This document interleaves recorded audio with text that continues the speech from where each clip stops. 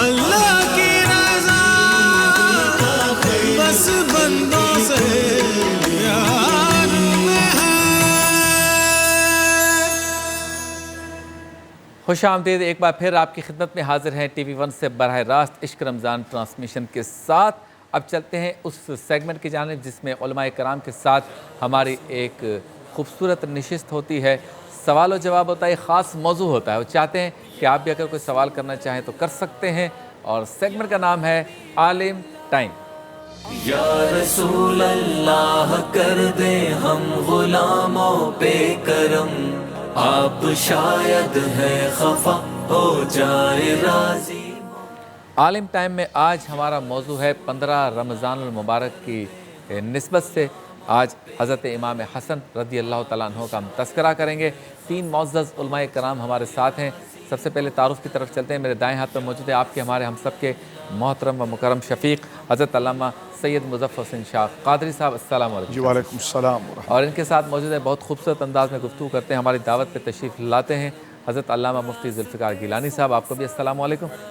بائیں ہاتھ پر موجود ہے آپ کے ہمارے ہم سب کے محترم، بہت خوبصورت انداز میں بات کرتے ہیں جناب مفتی محمد اسحاق مدنی صاحب، آپ کو بھی السلام علیکم۔ وعلیکم السلام۔ حضرت امام حسن رضی اللہ تعالیٰ عنہ کی سیرت پر، ان کے کردار پر، ان کے حالات زندگی پر گفتگو کریں گے، لیکن سب سے پہلے جو سوال میں شاہ صاحب کی طرف رکھوں گا وہ یہ کہ حضرت فاطمہ رضی اللہ تعالیٰ عنہ، فاطمہ الزہرا رضی اللہ تعالیٰ عنہ کو حضرت امام حسن کی صورت میں ایک پھول ان کے گھر پہ کھلا، اس صورتحال کو آپ کیسے دیکھتے ہیں کہ دونوں شہزادے جنتی نوجوانوں کے سردار حضرت فاطمہ کے گھر؟ سبحان، بسم اللہ الرحمن الرحیم، رب اشرح لی صدری ویسر لی امری واحلل عقدۃ من لسانی یفقہوا قولی۔ سرکار امام حسن مجتبیٰ رضی اللہ تعالی عنہ اہل بیت، شجر اہل بیت پاک کا کی وہ عظیم شاخ ہے واہ واہ، کہ جو تمام اہل بیت کے طبقات کے اندر سب سے ممتاز ہے، جو سیدہ فاطمہ الزہرا رضی اللہ تعالی عنہا کے صدف اقدس سے جو اولاد مولا مرتضیٰ رضی اللہ تعالیٰ عنہ کی تولد ہوئی ہے، وہ اپنے ایک انفرادیت رکھتی ہے، اپنی ایک بڑی شان اور اپنی ایک بڑی جزوی فضیلت رکھتی ہے کہ آج الحمدللہ اہل بیت سے محبت کرنے والے، سرکار دو عالم صلی اللہ علیہ وسلم کے ازواج کا احترام کرنے والے، سرکار علیہ الصلوۃ والسلام کے چچا سرکار کے جملہ خاندان کا احترام کرنے والے، خاص طور پر سیدہ زہرا پاک کی ان اولاد کو سادات، سید، اشراف اور نعیم کہہ کر ایک الگ انداز کے ساتھ یاد کرتی ہے، کیونکہ حضور علیہ الصلوۃ والسلام نے سیدہ زہرا پاک کی اولاد کو اپنی اولاد قرار دی۔ اور میں اس کو اگر تھوڑا پیچھے سے تسلسل کو ذکر کروں تو سرکار علیہ الصلوۃ والسلام کا خاندان مبارک اور پھر اس کا نکھار جو سرکار امام حسن مجتبیٰ میں ہے، تو یہ سب سے عزت والا گھرانہ ہے، یہ آل ابراہیم ہے، حضرت ابراہیم علیہ السلام کی اولادوں میں سے، اور حضرت ابراہیم علیہ السلام جد الانبیاء ہیں، اور وہ عظیم ہستی ہیں کہ جن کی زندگی کو اللہ رب العالمین نے تمام انسانوں کے لیے اسوہ حسنہ قرار دی۔ یعنی 2 شخصیات ایسی ہیں جن کی زندگی کو پوری انسانیت کے لیے نمونہ عمل قرار دیا گیا، ایک تو میرے اور آپ کے آقا خاتم النبیین سید المرسلین جناب رسول کریم صلی اللہ علیہ وسلم کی ذات گرامی، اور ایک سیدنا ابراہیم خلیل اللہ علیہ الصلوۃ والسلام۔ اللہ رب العالمین نے حضرت ابراہیم خلیل کا ذکر جو فرمایا قرآن کے اندر، اتنی توصیف اور اتنی تعریف فرمائی ہے کہ اگر کوئی شخص حضرت ابراہیم علیہ السلام کے کمالات کو جانتا ہو اور پھر عربی زبان سے کچھ درک رکھتا ہو تو میں سمجھتا ہوں اس پر ایک وجد طاری ہو جاتا ہے کہ جس انداز میں قرآن نے حضرت ابراہیم علیہ السلام کا ذکر کیا، فرما ان ابراہیم لحلیم اواہ منیب۔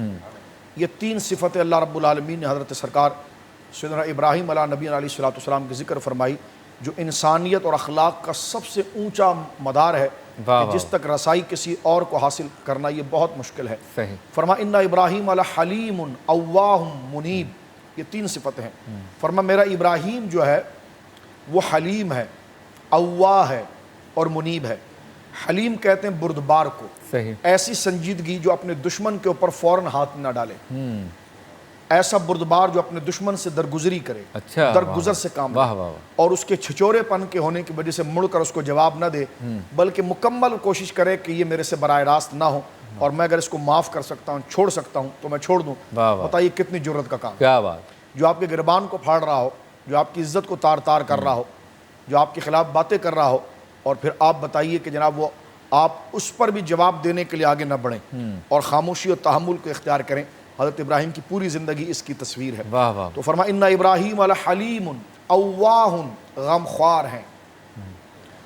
خدا کی خدائی پر غمخواری کرنے والے، شفقت کرنے والے، مہربانی کرنے والے، اپنے منہ کا نوالا دینے والے۔ آپ مہمانوں کے باب ہیں، آپ سے مہمان نوازی اور لوگوں کی قدر اور لوگوں کی تعظیم اور لوگوں کو حیثیت دینا، لوگوں کو مقام دینے کی رسم آپ سے جاری ہوئی۔ کیا بات، اواہ، فرما منیب، اپنے رب کی طرف لوٹ کر آنے والا، واہ واہ، اخلاص قلب سے رجوع کرنے والا۔ یہ تین صفات حضرت ابراہیم علیہ السلام کی ہے، اور یہ تینوں کا مظہر کمال آپ سرکار کی وسیلے سے حضرت مولا امام حسن کو دیکھیں۔ کیا بات ہے، جو حلم و بردباری اللہ نے آپ کو عطا فرمائی تھی،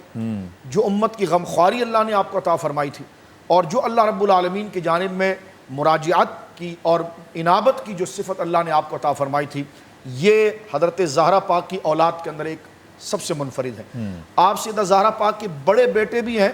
تو امام حسین کے بڑے بھائی بھی ہیں، امام حسین کے مرشد بھی ہیں، آپ امام حسین کے آپ استاذ بھی ہیں۔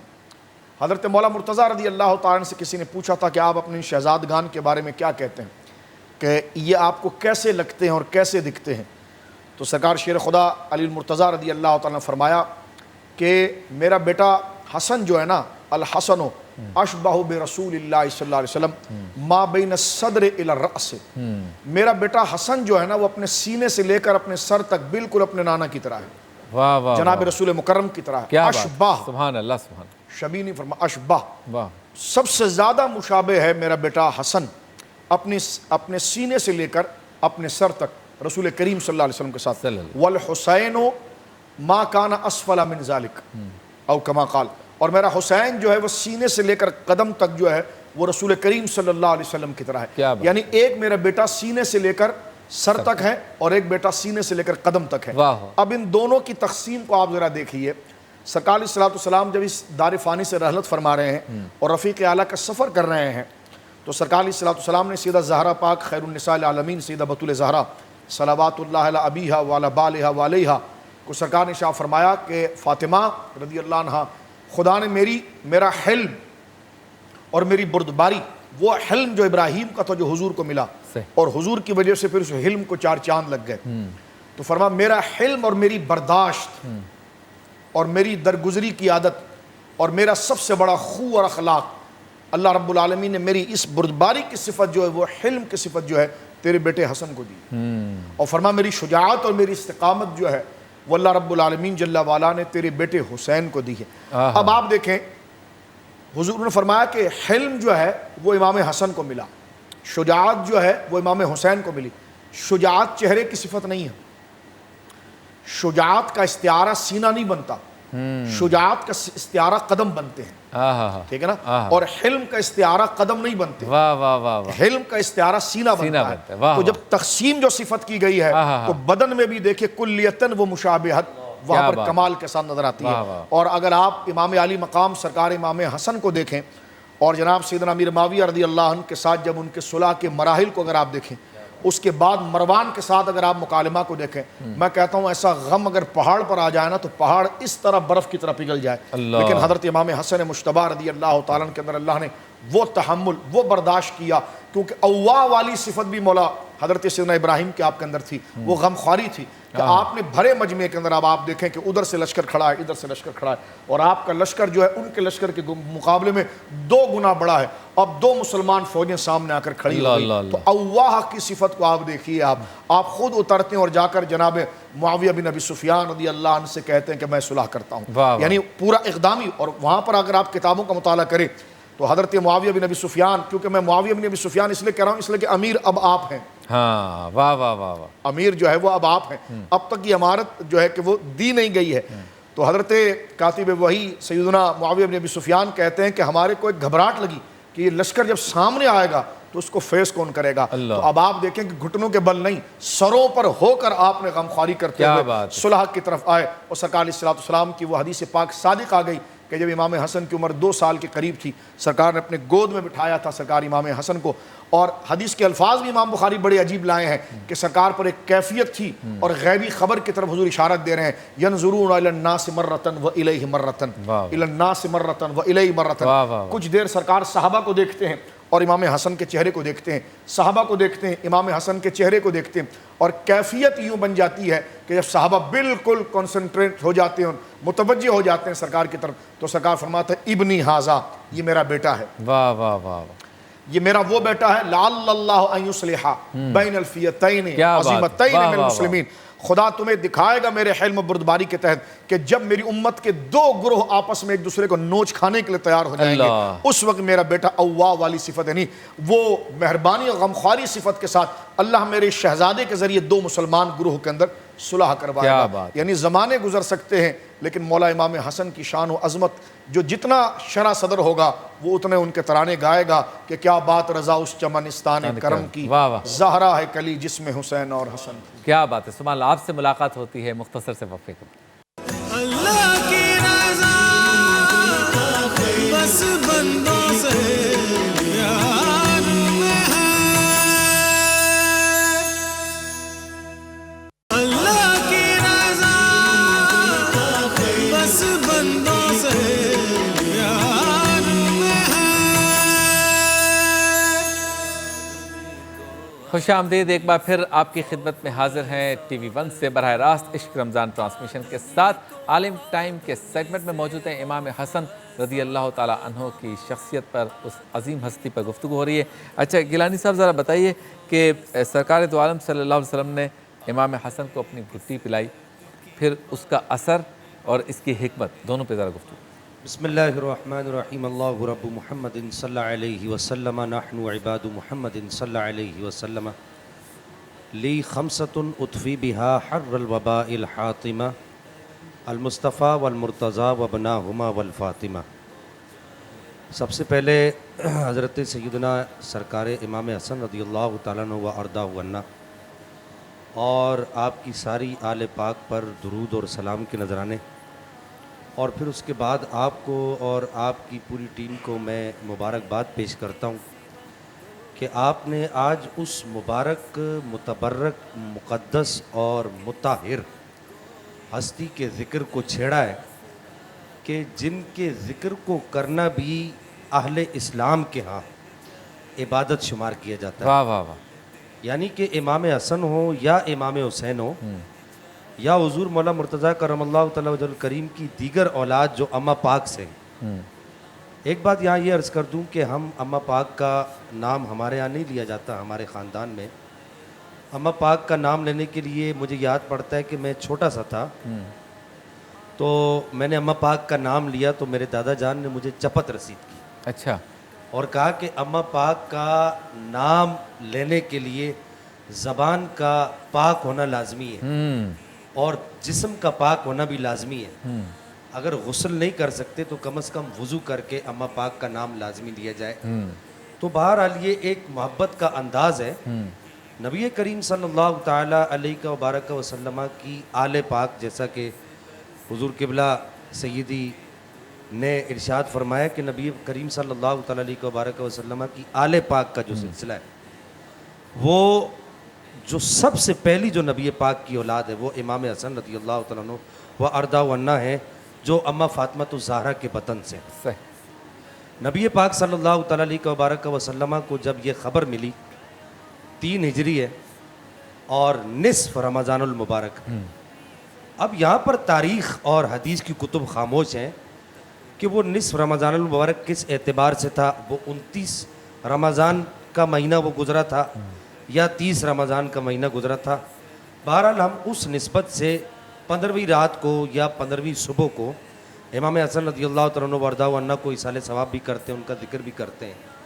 نبی پاک صلی اللہ تعالیٰ علیہ وبارک وسلم کو جب یہ خبر ملی تو آپ صلی اللہ تعالیٰ علیہ وبارک وسلم بنفس نفیس خود تشریف لائے، اور یہاں پر صوفیہ نے ایک بڑی عجیب بات لکھی ہے، اور صوفیہ کے علاوہ مجھے یاد پڑتا ہے کہ سید ابن عابدین شامی بہت بڑا نام ہے جنہیں علامہ ابن عابدین شامی کہتے ہیں، کہ نبی پاک صلی اللہ علیہ وسلم کو جب یہ خبر عطا فرمائی گئی، عرض کی گئی آپ کی بارگاہ میں کہ امام حسن کی ولادت ہو گئی ہے، صحیح، یعنی آپ کی بیٹی کے ہاں ایک بچے کی ولادت ہوئی ہے، تو اس وقت نبی کریم صلی اللہ علیہ وسلم نے جو الفاظ ارشاد فرمائے، ان الفاظ سے کچھ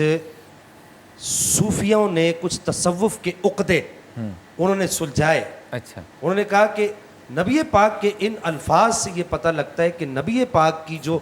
روحانی جو وراثت ہے، اس کا جو سب سے پہلا جو مرتبہ ہے وہ مرتبہ ہے کتب کا، کہ نبی پاک صلی اللہ علیہ وسلم کی جو روحانی وراثت جو بٹی آپ کی اولاد میں، اصحاب میں، وہ پہلا مرتبہ کتب کا ہے۔ تو ان الفاظ سے یہ پتہ لگتا ہے کہ نبی کریم صلی اللہ علیہ وسلم نے مقام قطبیت حضرت امام حسن رضی اللہ تعالیٰ عنہ وارضہ عنہ کی طرف اشارہ کرتے ہوئے ارشاد فرمایا کہ آج یہ میرا وہ صاحبزادہ پیدا ہوا ہے، دنیا میں تشریف لایا ہے، جس کو اللہ جل مجد الکریم مقام قطبیت عطا فرمائے گا۔